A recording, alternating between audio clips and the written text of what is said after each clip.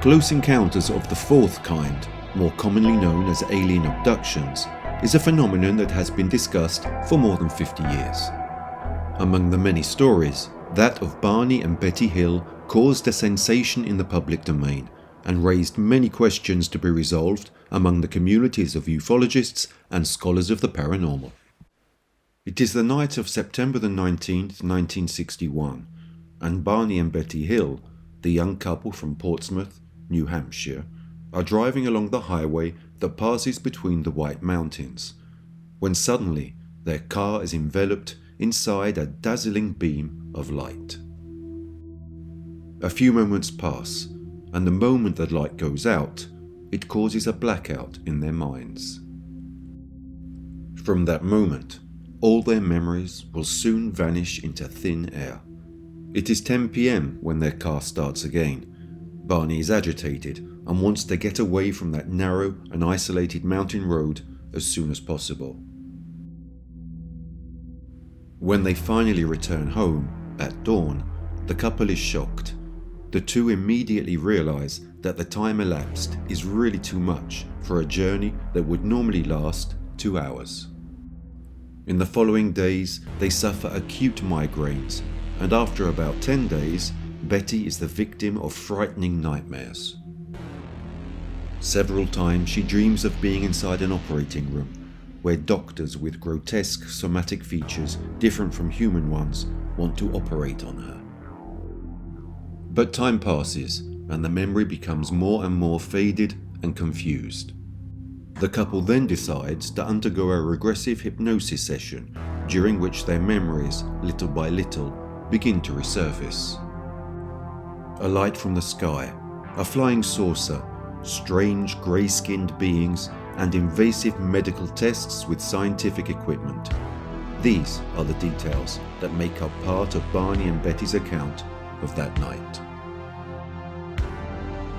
Barney and Betty Hill's testimony thus becomes the first of an alien abduction in human history, but it will certainly not be the last, since afterwards many other people would suffer the same fate as the Portsmouth couple.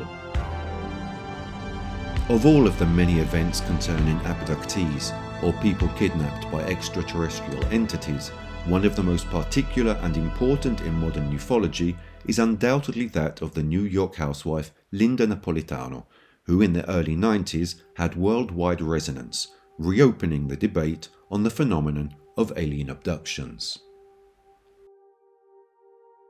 The story we are about to tell you is based on various statements and reports that Linda Napolitano and the ufologist Bud Hopkins have released over the years. This is not just the story of a woman and her experience on the edge of reality. This is the story of the alien abduction of the century. In April 1989, ufologist Bud Hopkins receives a letter from a woman named Linda Napolitano, an ordinary housewife who lives on the Lower East Side of New York City. Linda writes that in 1976 she noticed a strange bump near her nose, and after careful analysis by the doctors, they were sure that the woman had undergone surgery as a child.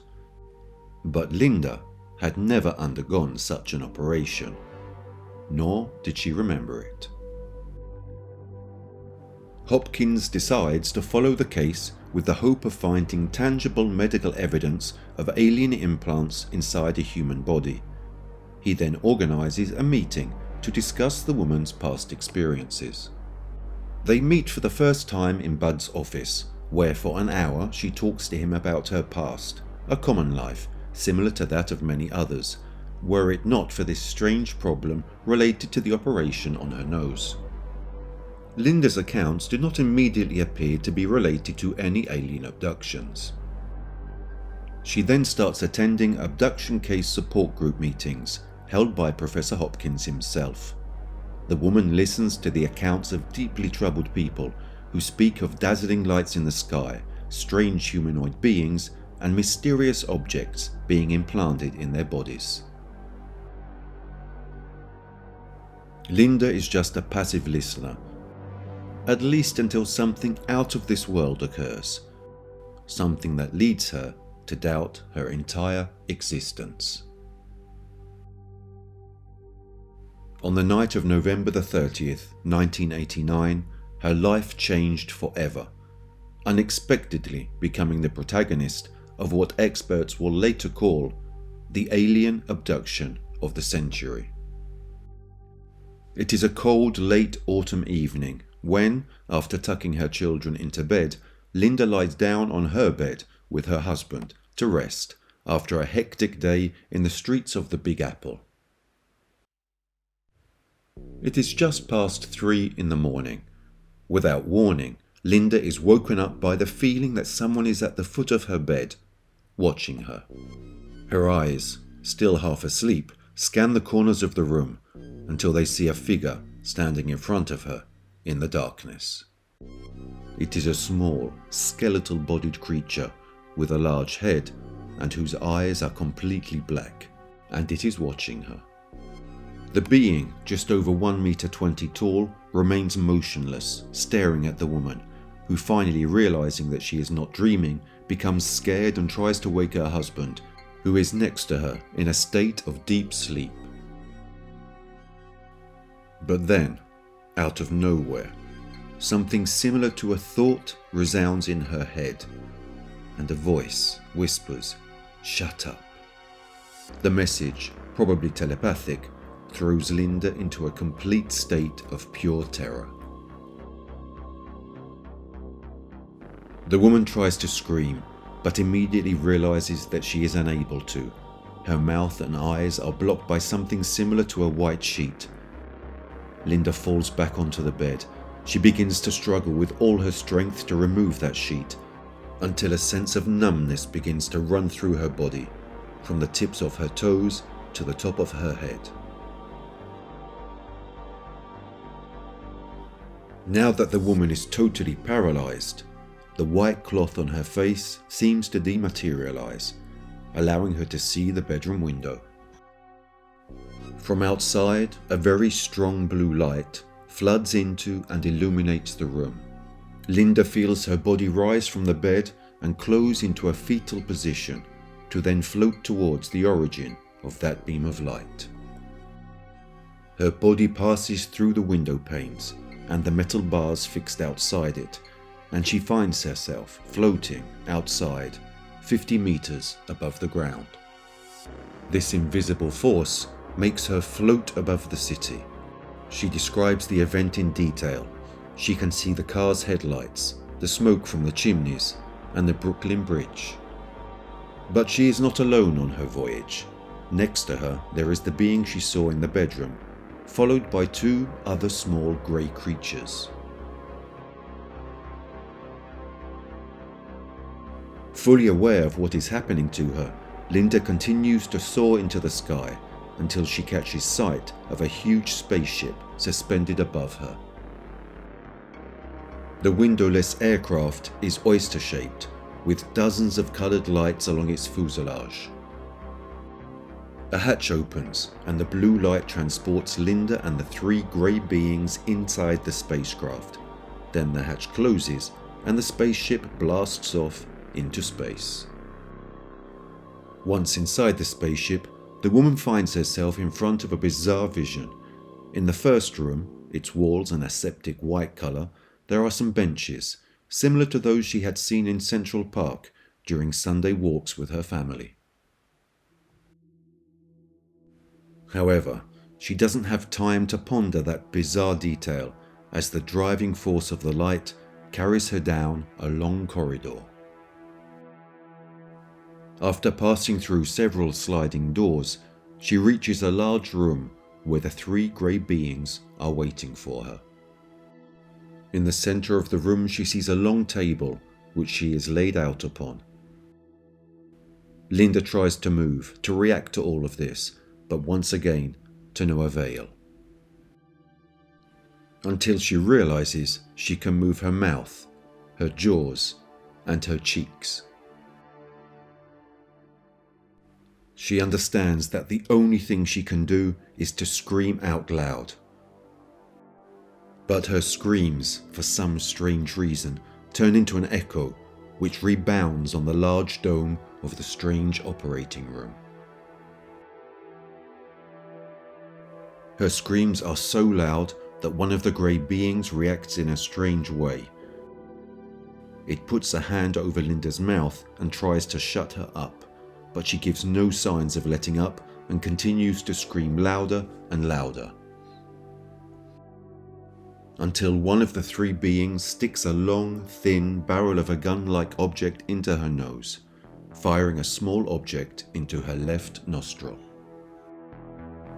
At that exact moment, Linda blacks out, which lasts no more than a few seconds, and when she opens her eyes, she finds herself lying in her own bed, next to her husband, as if nothing had happened. The bedside alarm clock tells her it is 5 in the morning. As soon as she gets her breath back, Linda wipes the sweat from her forehead and, not giving too much importance to what happened, labels the event as just a terrible nightmare.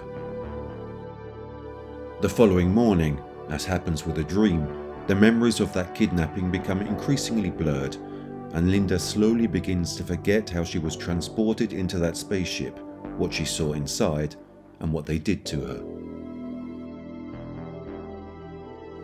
The only things she remembers are the 3 grey aliens, being aboard something not belonging to our world, and that anxious feeling of being completely, physically paralysed. Linda then convinces herself to call Bud Hopkins, the only person who can help her in this situation. Over the phone, Linda tells Bud in detail the whole experience of the previous night, and he realizes he is faced with an incomplete story. So the two set up an appointment in Bud's office a few days later. On the day of the meeting, Linda is subjected to a session of regressive hypnosis, a set of techniques that bring about a state of being in a hypnotic trance, aimed at recalling past traumas. Through the use of his voice, the hypnotist guides the subject into a state of trance, and in the moment of maximum concentration, leads the subject to evoke specific moments, or the first moment memorized, through a succession of memories.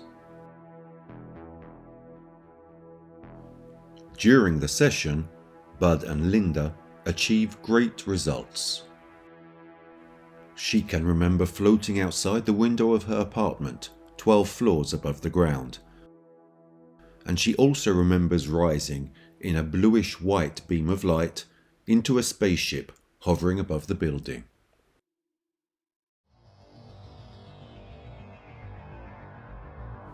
Throughout his life, Bud Hopkins followed more than 300 patients with abduction experiences, and in the American UFO community, he was considered one of the leading experts on the subject. Born on June 15, 1931, in Wheeling, West Virginia, he graduated in 1953 in art from Oberlin College and then moved to New York, where he consecrated his career as a contemporary painter. His works of art can be found in the permanent collections of the Whitney Museum, the Guggenheim Museum, and the Museum of Modern Art. At the age of 7, Hopkins experienced firsthand the aftermath of Orson Welles' 1938 radio show War of the Worlds, which terrified both him and his family and left very deep psychological scars.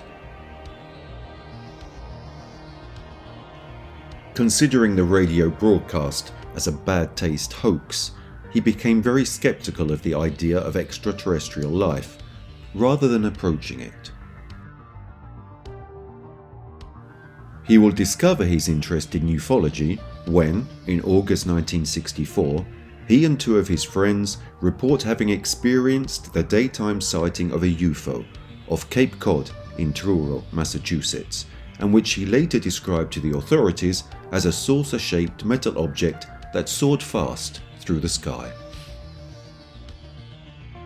Dissatisfied, however, with the response he received once he reported the incident to the nearby Otis Air National Guard base, he began to suspect a possible government cover-up. In the following years, Hopkins began studying the UFO phenomenon and collected the stories of people who claimed to have had contact with alien beings. In 1975, Hopkins was approached by George Obarski, who allegedly saw alien figures come out of a spaceship and take soil samples in the North Hudson Park, North Bergen, New Jersey. Hopkins investigates the incident together with Ted Blurcher, then director of the Mutual UFO Network, or MUFON, and Jerry Sturger, agent of MUFON.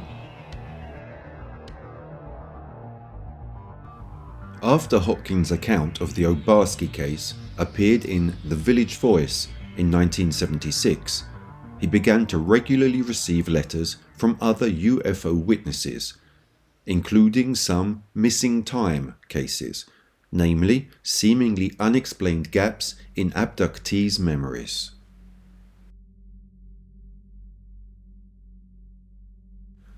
The great majority of these cases did not even remember being kidnapped, but only had images, such as the faces of strange beings, that occasionally came up in their memories. Behavioral patterns extrapolated from abductees' letters led Hopkins to identify common, fundamental emotional responses based on their experiences. Fear, awe or wonder at alien technological capabilities, affection for their captors, anger, and helplessness. Often, as happened in the case of Linda Napolitano, he reiterated his theory that these life forms from another planet are insensitive to human emotions, failing to understand the trauma that a kidnapping can cause to the victim. He labels these phenomena as not dangerous from a physical point of view, but capable of leaving deep scars in the psyche of their patients, which get worse following the reaction of a general public when hearing such stories.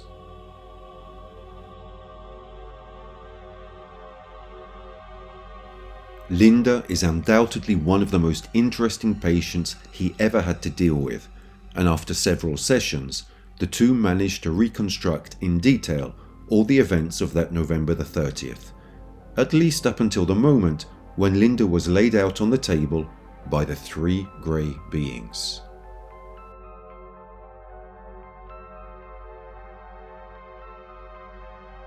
However, the Napolitano case soon takes an unexpected direction when, in February 1991, Hopkins receives a letter signed by two men.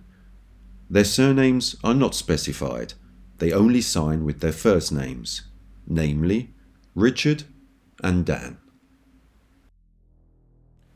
The two men claim that they are mere police officers who said they were in a car under the elevated FDR Drive that night at around 3 a.m. in the morning. Both of the men claimed to have seen a reddish-orange object hovering in the sky, bright and with green lights along its fuselage. Incredulous in front of that vision, they remained to observe it, trying to give it rational explanation. In addition, Richard and Dan saw a woman floating in the sky above Manhattan, along with three grey figures, all the height of a child. Later, the four would enter the flying object, which soon disappeared from their view. The two police officers reveal that they are extremely worried about Linda's condition, and that is the reason why they are looking for her. Finally, they reassure Bud that they aren't dangerous. They just want to talk to the woman and make sure that she's okay. Hopkins immediately contacts Linda, telling her that very likely she will soon receive a visit from the two witnesses at her home. A few days later, the phone in Hopkins' office rings. On the other end of the phone, Linda confirms Bud's prediction. It's all true. Richard and Dan came to visit her. When they knock on her door, introducing themselves as police officers, she is incredulous. She never imagined that Hopkins' prediction about the visit would actually come true. After all, policemen often knocked on her door, but usually to ask for information or witness testimony on the petty crimes that usually happened in her area, theft or drug dealing, things that Linda had never been interested in her life. The woman was above all amazed at the nature of the subject for which they came to visit her, an alien abduction. But the story certainly didn't end there. Richard and Dan were moved as soon as they saw Linda alive and well. Dan, in particular, knelt down in front of her and started crying with joy even before entering the house.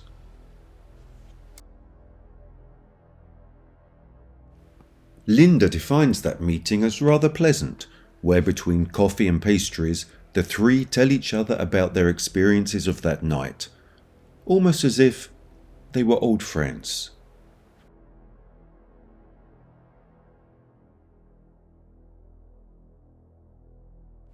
After about an hour, the two agents leave the house, wishing Linda all the best in life. But a few weeks later, Bud receives a second letter written by Richard. Apparently, after the meeting with Linda, the life of the two agents had changed radically. In those pages, Richard declares he is worried about the mental state of his colleague. In fact, Dan had taken time off work due to the high level of stress. Meeting Linda had caused Dan a mental trauma, changing his character and making him morbidly attracted to the woman.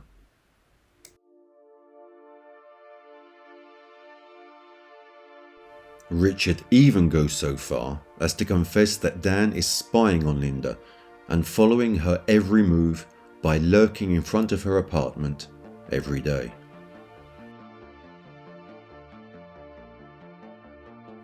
This statement is also confirmed by Linda, as, according to her, a white van would often be parked in front of her house.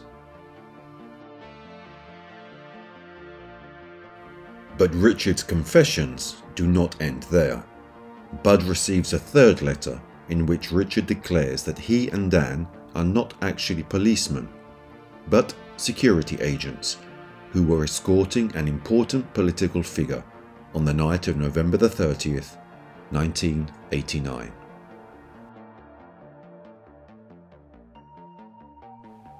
As Richard states, this important political figure was a leading figure in the geopolitical balance of the world, and even more importantly, had witnessed Linda's abduction, demonstrating concern for the safety of humanity in the face of a threat from an extraterrestrial civilization. Hopkins is now certain that this case is not like all the others, and soon other people come forward to tell him what they saw that night. Bright lights in the sky, flying beings suspended in the air, and a strange flying machine. In all, there are 24 eyewitnesses to the event, making this the largest sighting in the history of the state of New York and probably the entire United States of America. But the matter does not end there. It is April 1991, and Linda Napolitano is walking down the street near her apartment when a car, with Richard and Dan inside, pulls up beside her. The two men greet her and politely ask her to get into the car without asking questions, but she refuses. At this point, the situation becomes tense. Richard forces Linda to get into the back seat. The two agents interrogate Linda for more than 3 hours, repeatedly asking her about the aliens. what they did to her, and what they told her. They even force her to take off her shoes in order to examine whether her feet are human or alien. Richard and Dan no longer seem like the two kind police officers who showed up at her door weeks earlier. Once released, Linda rushes to Hopkins' office, telling him in detail about what had happened to her. But a couple of weeks later, another meeting between the woman and the two alleged agents occurs. Regarding this encounter, we must consider a detailed reconstruction of the event that Linda recounts in 1992 to journalists Joseph J. Stefula, Richard D. Butler, and George P. Hansen. All three professionals in their sector called to investigate the veracity of Linda and Hopkins' statements about the event. This is the detailed account of the second kidnapping present in the article A Critique of Bud Hopkins' Case of the Linda Napolitano Alien Abduction. On the morning of October 15, 1991, Dan approaches Linda in a red Jaguar. Richard forces her to get into the car, where yet another interrogation begins. Linda has a tape recorder with her. She tries to record the conversation, but Richard notices the device and promptly confiscates it. Dan drives the Jaguar to Long Island, reaching a beach house. Once inside the beach house, Dan asks Linda to wear a white nightgown like the one she wore during the kidnapping. But Linda refuses to get undressed in front of the two men. According to Linda, Dan wanted to have sex with her, but she rejects him, and at that point the man kneels in front of her, repeatedly calling her the Lady of the Sand.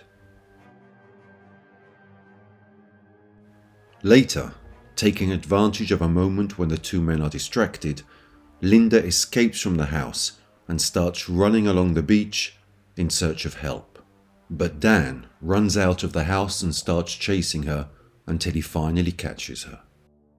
He blocks her arms and immobilizes her on the wet sand, and then drags her into the ocean, where he holds her head underwater for several seconds. Then suddenly an invisible force strikes him, knocking him to the ground a few meters from the woman. Freed from his clutches, Linda continues to run away, but Richard manages to stop her, even convincing her to return to the house, with a promise to keep Dan and his delusions at bay. Back in the house, while Richard tries to calm Dan down by putting him under a cold shower, Linda gets a chance to search through the documents held by the two agents.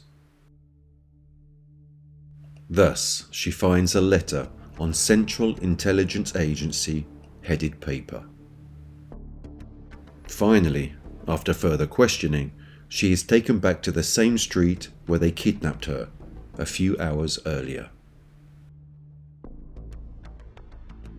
Strongly traumatized by the incident, Linda meets Richard only one more time. The meeting takes place, by chance, while he is leaving a bank in November 1991.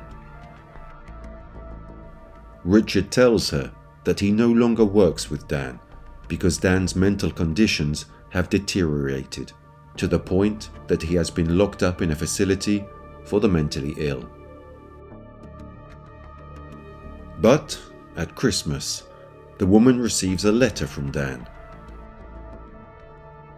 3 pages in which the former agent confesses that he has fallen madly in love with her, and that in the past he had thought of kidnapping her to live with her until the end of time. This, however, is the last time Linda will hear anything about Dan.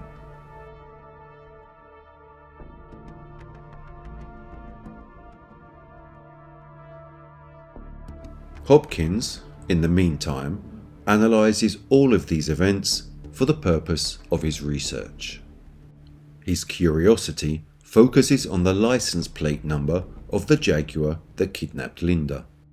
Thus, after meticulous research, he comes to the conclusion that it is a means of transport supplied to particular government agencies. However, their names or specific functions will never be specified. Linda seriously begins to worry about her safety and that of her family, and paranoia is becoming more and more present in her life. She sees men in black suits following her wherever she goes, and informs Hopkins that black cars with government agents inside them are parked outside her house, day and night. But it is now that he, the man pulling the strings from the shadows, comes into play. Hopkins receives a signed letter from the third man.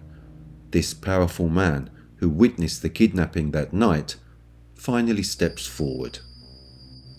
In the letter, there is not a detailed account of what happened that night, but rather a series of information and warnings that will leave every reader speechless. The third man talks about the ecological danger that the planet is heading towards, that superior forces are enormously worried about. Moreover, it seems there is also talk of alien involvement in ending the Cold War. The letter ends with an ominous warning to Bud Hopkins. The third man begs him to stop investigating, otherwise he could undermine the foundations of life itself on this planet.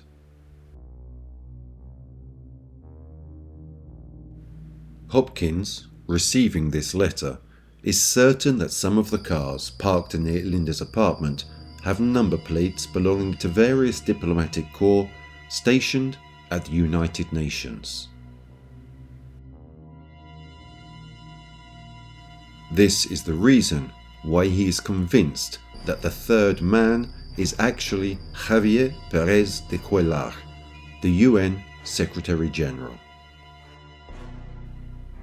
So, what do Linda, Dan, Richard, and the third man have in common?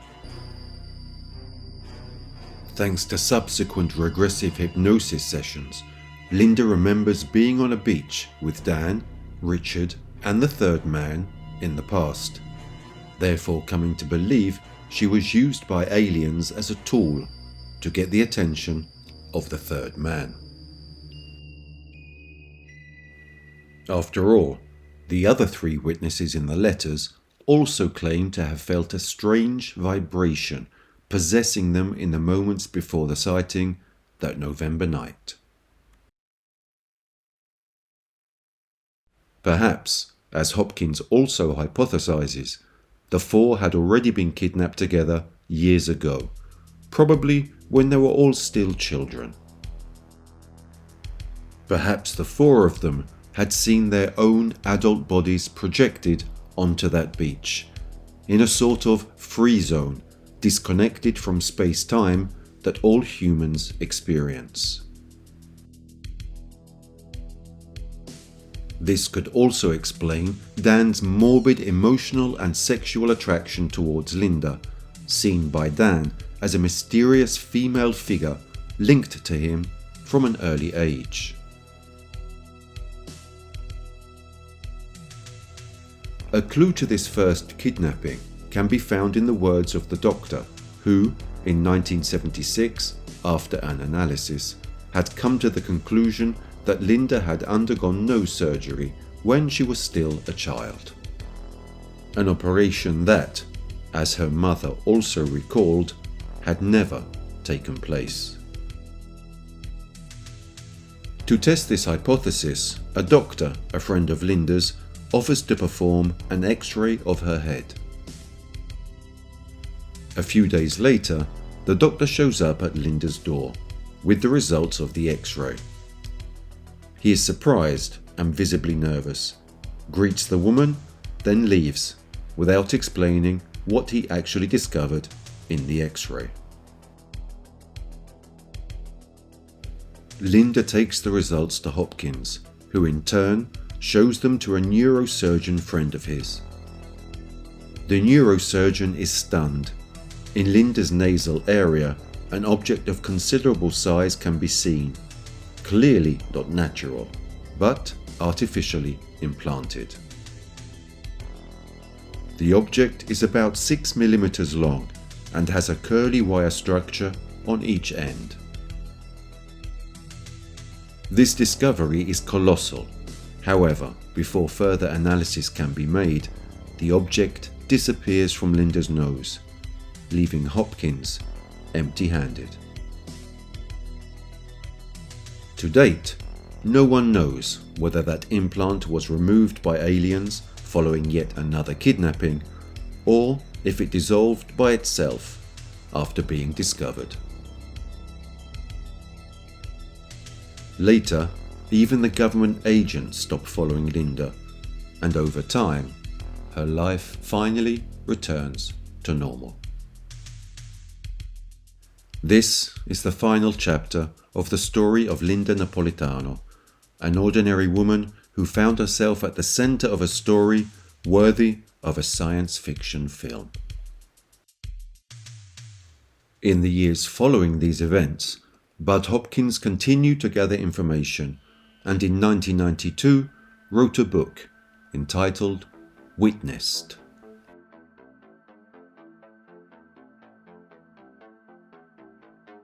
Although in the years that followed, many skeptics have claimed that Linda Napolitano's story is a well-orchestrated hoax, this case, with its 24 witnesses, remains one of the most interesting and mysterious in modern-day ufology.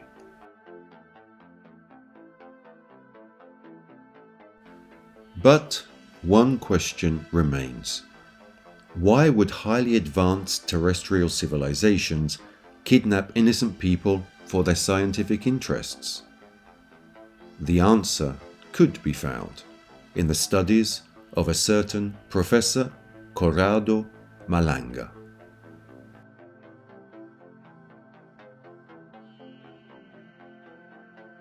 In Italy, Professor Corrado Malanga has been studying the phenomenon of alien abduction for years and believes he has found the solution to this intricate and mysterious question.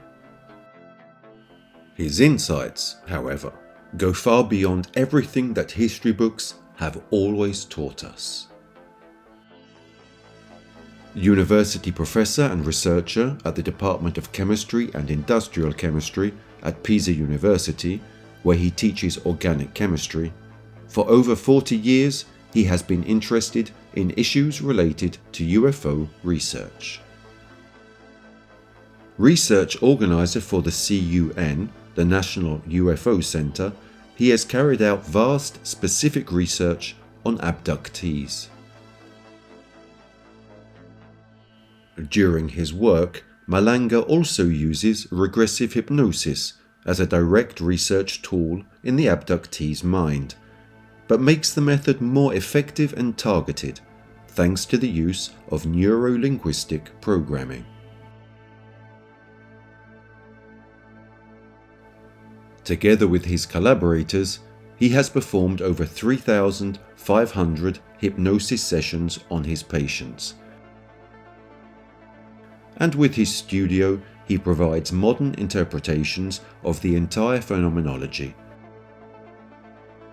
as well as a new approach to solving the problems connected to it.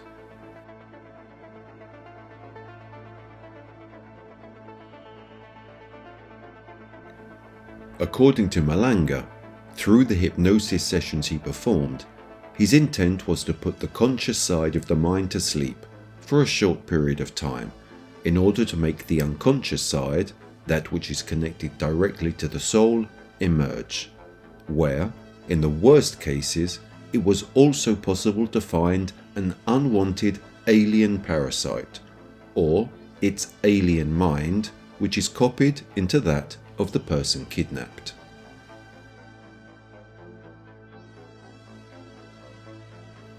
These hypnosis sessions that Malanga performed in order to make the abductee's experiences re-emerge at a conscious level therefore seems to have raised the possibility that some of these minds were manipulated by the aliens themselves in order to hide their work.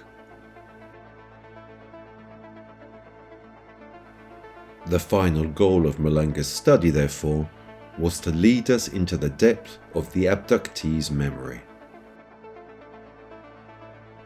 The place where, according to Professor Malanga, 3 different levels of consciousness develop: the conscious, the preconscious, and the unconscious, connected to the id, the ego, and the superego. Using his regressive hypnosis technique, Malanga tries to reach the unconscious in the memories of abductees, who have literally removed the traumatic event by replacing it, or without their knowledge, covered it with other images. According to Malanga's theory, the unconscious would be, in fact, like a write-only hard disk. A place in which nothing can be erased. A sort of papyrus upon which the observed truth is uniquely imprinted.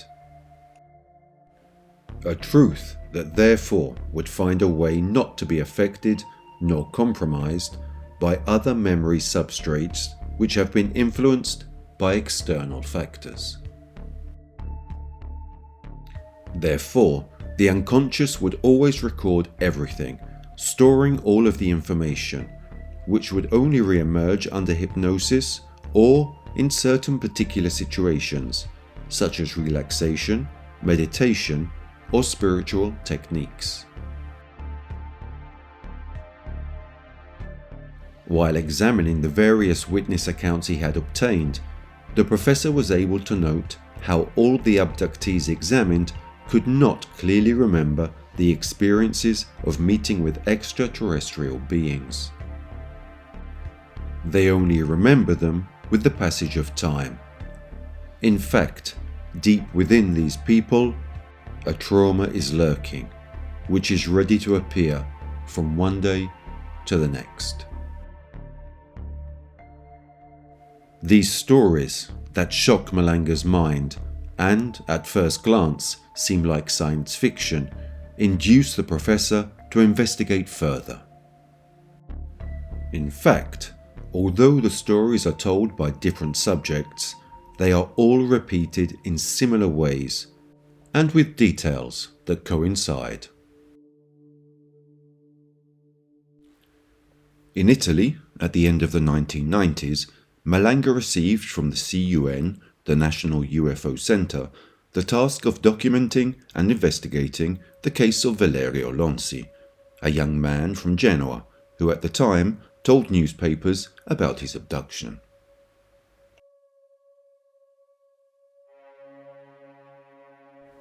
Valerio claimed that at the age of 15 he was subjected to strange attention from beings from another planet.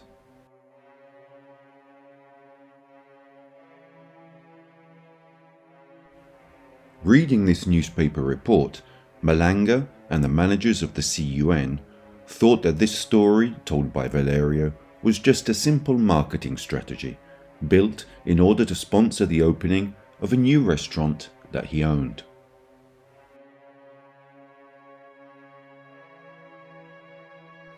But once they meet, Malanga soon realizes that Valerio's stories are all true.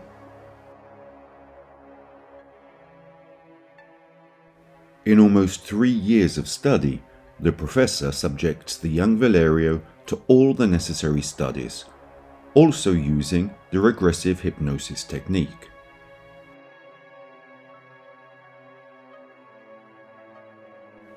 Malanga's final report tells of scars, implanted microchips, bruises, and a complete set of memories and details that are directly connected to different testimonies reported in the American cases.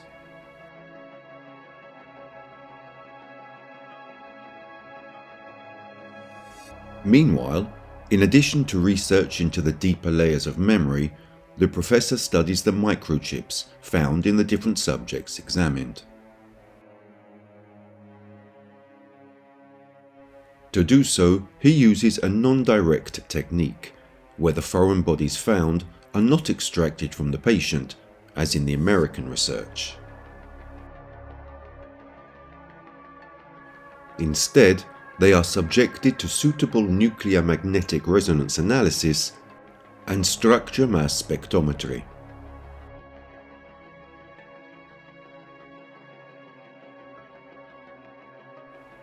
The results of Malanga's studies are quite outstanding. It emerges that the isotopic percentage of these objects studied is different from that of any other material present on our planet. This means that the neutron component that makes up these microchips is different. A piece of data that, in no way, can be modified. We can therefore reach only one possible conclusion, which is also confirmed by the positive feedback from the studies conducted by the Americans. It is stated that the origin of the objects has different physical characteristics than those on Earth. Therefore, their provenance can only be of alien origin. At this point, a question spontaneously arises in Professor Malanga's mind. Why do these alien beings come to visit us so often? When Malanga began conducting his studies, he was just intrigued by the phenomenon and thought that aliens were ancient beings, that is, beings who are older and more aware than man. But he never would have imagined that instead, the more spiritually evolved species was, in fact, the human race.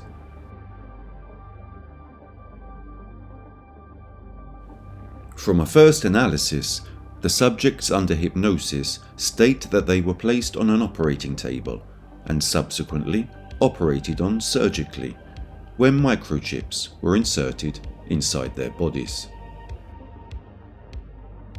But not only that, in fact, in addition, the operation changes according to the sex of the subject. In females, the genital apparatus is often used to introduce a kind of ovum, which is left to mature for about 3 months and subsequently removed through a second kidnapping. This egg, now in the form of a blastula, is then placed in a small container, which has the appearance of a sort of glass bottle.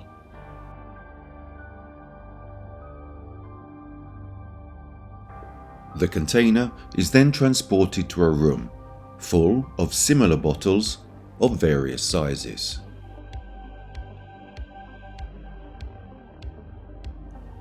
All of these bottles are filled with a transparent liquid, where both human and alien beings float inside them, all of them with completely different features.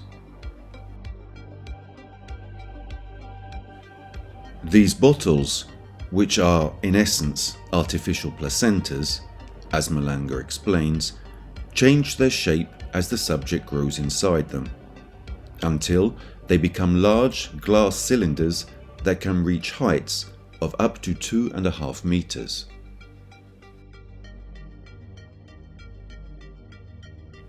The idea that evolved from these initial findings is that aliens are sterile and therefore must use humans to reproduce.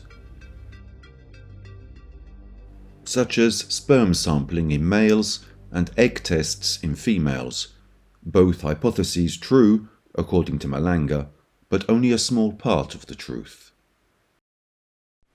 Behind these kidnappings lies another, more shocking mission. which Malanga realizes by pure chance during a session.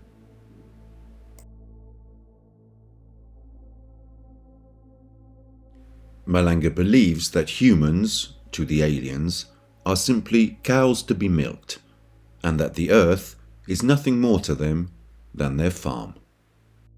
But if for the aliens man turns out to be a cow, then what is the milk they would like to obtain from us? These beings are simply looking for life, because they, as beings, absolutely do not want to die. Malanga discovers that within our bodies there is an area of awareness in which immortality is hidden. The subjects undergoing deep hypnosis, he explains, all report the same details. It begins with a view from above where the abductees observe their body lying on a metal bed, the same bed described by everybody, which has a single slightly cone-shaped leg that supports it. But as hypnosis continues, the subject no longer just sees their own body, they observe two of them. One lying on the metal bed, and another inside a large cylinder. A being with the same features, a kind of carbon copy of themselves. At this point, the hypnosis technique involves asking control questions with the intent of establishing whether the subject actually remembers what he or she is telling, or revisiting, as the hypnosis manual says, or whether he or she is inventing the events. The questions that Malanga asks at this point are the following. Look at your hands, and the subject in hypnosis replies, but I don't have hands. Look at your body, and the subject replies, but I don't see a body. Then the question, what is your name, receives an ambiguous answer. The subject replies, but we have no name. We. An answer in the plural that leaves Malanga and his collaborators amazed. Incredulous of what they heard, and after 30 seconds of long silence, this voice starts talking again. I know his name. What I see below is my container. I live in it. I came there to have the experience. At this point, Malanga asks for confirmation of its identity. So define yourself. Who are you? The reply is, I am life, a matrix of points of light. Then Malanga asks, do you know what those strange beings who come to get you want from you? And the voice replies, they don't want my container. They want me, because I am life, and they don't want to die. After 300 cases analysed, where questions and answers were always the same, this entity was perceived as something that answered and had its own consciousness, and it lives inside our body. Therefore, Malanga and his collaborators gave it a conventional name, the soul. After understanding this truth, it was important for Professor Malanga to understand what man was like from deep within. In the human container, as Malanga describes to us, there are two other pieces, a mental part and a spiritual part. The mental part is made up of space and time. The spiritual part is made up of energy and time, but not of space. Each of these parts lacks a vector. The spirit lacks space, the soul lacks time, and the mental part lacks energy. The alien is interested in the part that is the soul, that is, the timeless part.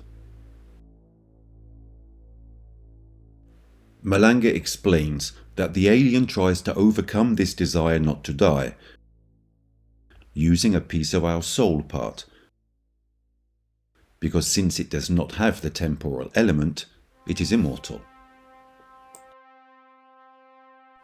The alien possesses a mind, a body, a spirit, but it lacks this detail, and therefore is unaware that death does not exist. Installing within itself the idea that it must take life from someone else, because in this way it avoids death. These three components are characterized by a frequency and self-awareness. In essence, it is as if we are three things. The professor, in fact, quotes the sacred texts of the Church. We are the tabernacle of the Most Holy Trinity. With the hypnosis technique taught by Malanga, we discover the truth about this Most Holy Trinity. That is, a soul part, or the feminine part of us, a spiritual part, that is, the male part of us, and finally the mental part, the androgynous part of us. But what technology do the aliens use to take this part of our soul from us? Malanga describes that once the subject is placed on the metal table, but also inside these strange cylinders, a technique is used that resembles the equalization of sound.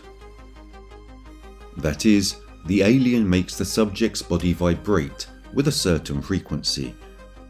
Once the correct frequency is reached, the soul part detaches from its container, which is our physical body, and is placed in a tube. Later, through this tube, it ends up inside an alien body. At this point, during regressive hypnosis, an amazing event occurs. The patient's memories become those of the alien. In that instant, our soul part gives life to the alien who is about to die. And once life is given to it, the soul part is taken up and repositioned in the original container. The only place where it can be found and retrieved again. The human being, in some way, explains Malanga, through its genetic material, makes sure that the physical life of the alien continues. This discovery leads the professor to another extraordinary revelation. He discovers that human beings are immortal, that within us there is this component that does not have a time axis. Malanga wonders at this point, but why do we humans die, despite this immortal part? The answer is unique. Because we human beings must experience death to understand through it that death does not exist in this universe. Man must experience duality, that is, the instant in which we must understand who we are. And the only way to understand who we are is to test ourselves, living in a solid reality in which there are experiences, that is, those life experiences such as suffering and joy, good and evil, all dual, double experiences. Malanga argues that man came here on Earth to be able to do so, and therefore it doesn't even make sense to try to become immortal or to extend our life, because only through the experience of death does one understand that death doesn't exist. These theories are undoubtedly very extreme and a source of heated debate in the European UFO community. Who can say if Linda Napolitano underwent all that Malanga theorizes? Probably only time will reveal it to us. One thing, however, is more than certain. Out there, looking up, the universe shows itself to us. Now we have to ask ourselves the question, what is it hiding from us?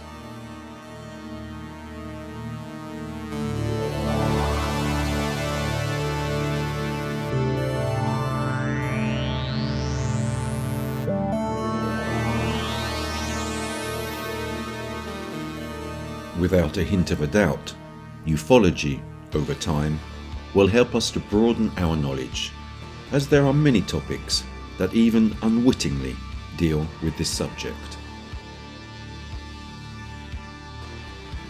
Evidence of this can be found in the various research teams that, formed over the last 60 years, have collaborated with each other in order to fully understand the phenomenon.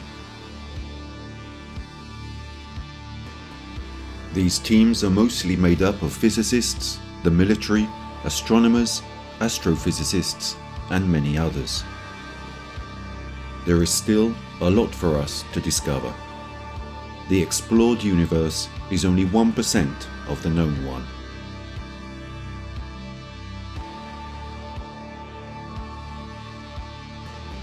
The known universe is only a tiny fraction of the entire universe.